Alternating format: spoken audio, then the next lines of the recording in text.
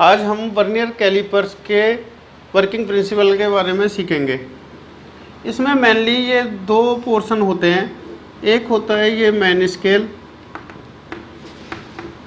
और जो नीचे वाला स्केल होता है उसको बोलते हैं हम वर्नियर स्केल।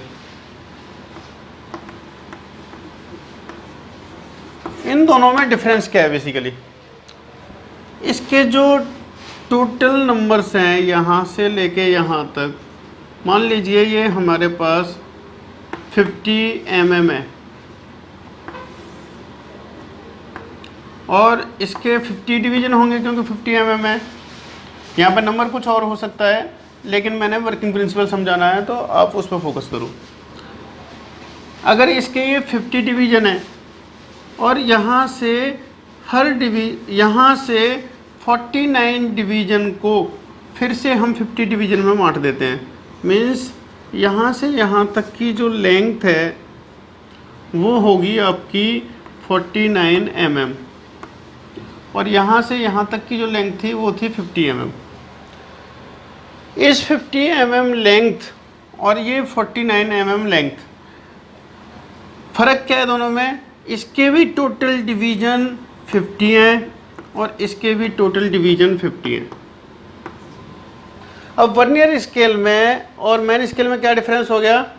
जितने नंबर ऑफ डिवीज़न हमारे पास मेन स्केल में होंगे उससे एक कम डिवीज़न की जो लेंथ है यहाँ से लेके यहाँ तक, उस लेंथ को उतने ही पार्ट में डिवाइड कर देते हैं इससे एक एक्स्ट्रा डिवीज़न लेके। दैट मीन्स 49 mm को हमने 50 इक्वल डिवीजन्स में बांट दिया, और यहाँ से जो 50 mm है वो तो ऑलरेडी 1 mm का एक डिवीज़न है। तो ये जो डिवीज़न है एक, उसकी जो लेंथ है वो आ गई हमारे पास 1 mm। अब हमारे पास इसके एक डिवीज़न की वैल्यू कितनी होगी? अब हमारे पास टोटल लंबाई कितनी है? 49 mm। इस 49 mm को 50 इक्वल पार्ट में हमने डिवाइड किया, तो 1 division of vernier equal to 49 divide by 50, ये वैल्यू आ गई। अब mm में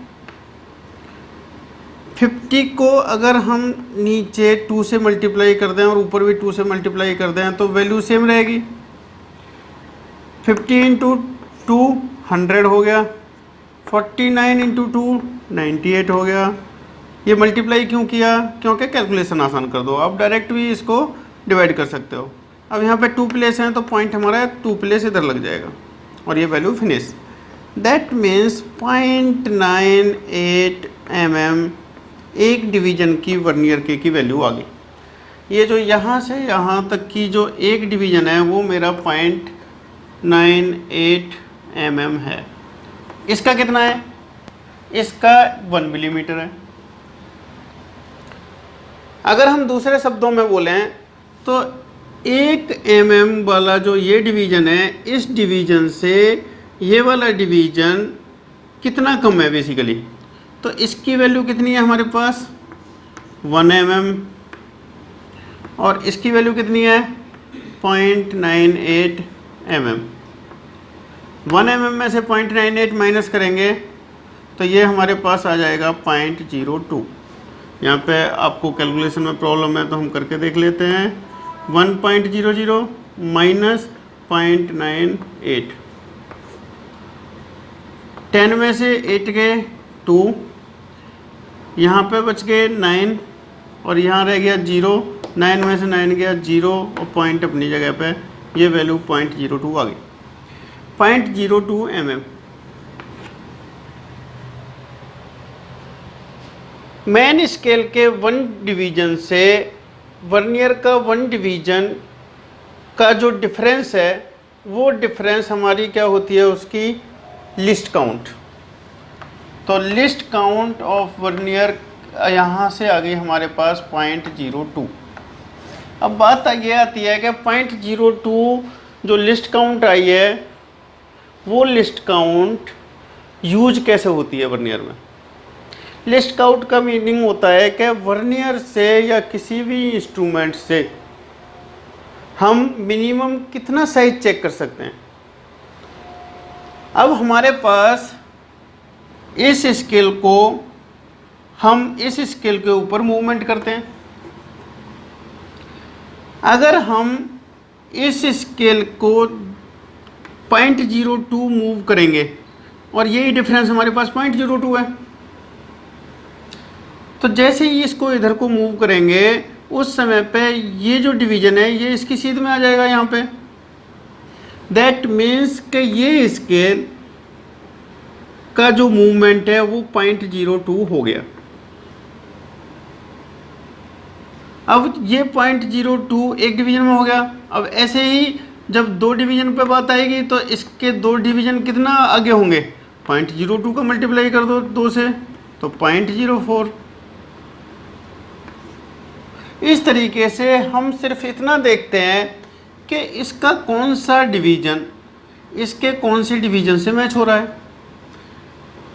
जैसे ही ये 2 हो रहे हैं तो 0.02 का मल्टीप्लाई किया, अब 4 होंगे तो 4 का 0.02 से मल्टीप्लाई कर दो।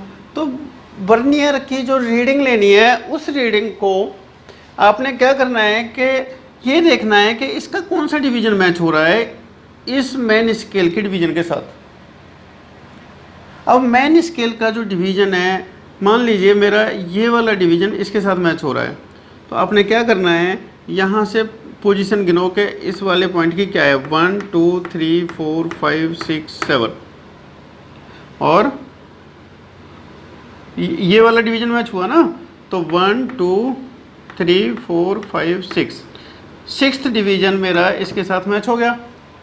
अब हमारे पास जो वैल्यू है, एक तो मैन स्केल में आ ही रही होगी, कितनी आ रही है, तो मैन स्केल की वैल्यू प्लस 0.02 इंटू 6।